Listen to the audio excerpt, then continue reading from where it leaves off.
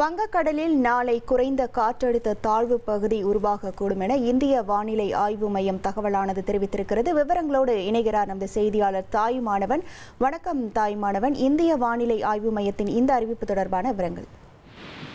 தெற்கு அந்தமான் மற்றும் அதனை ஒட்டிய பகுதிகளின் மேலே மேலடுக்கு காற்று சுழற்சி என்பது நிலவி வருகிறது.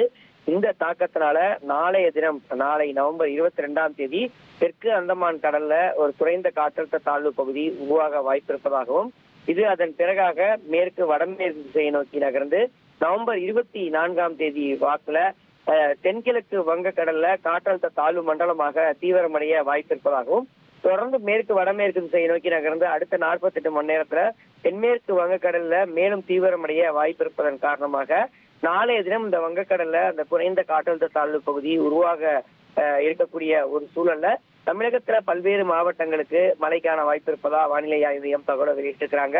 கடலூர், மயிலாடுதுறை, காரைக்கால், நாகை, திருவாரூர், தஞ்சாவூர், புதுக்கோட்டை, சிவகங்கை, ராமநாதபுரம், தூத்துக்குடி, திருநெல்வேலி, கன்னியாகுமரி உள்ளிட்ட மாவட்டங்களுக்கு நாளைய தினம் பார்த்தோம் என்றால் பரவலாக கனமழை பெய்ய வாய்ப்பு இருப்பதா வானிலை ஆய்வு மையம் தகவல் வெளியிட்டிருக்கிறாங்க. தமிழகத்துல வடகிழக்கு பருவமழை மேலும் அடுத்த சில நாட்களுக்கு தீவிரமடைய வாய்ப்பு இருப்பதா வானிலை ஆய்வு மையம் தகவலை வெளியிட்டிருப்பது குறிப்பிடத்தக்கது. உங்கள் விவரங்களுக்கு நன்றி தாயுமானவன்.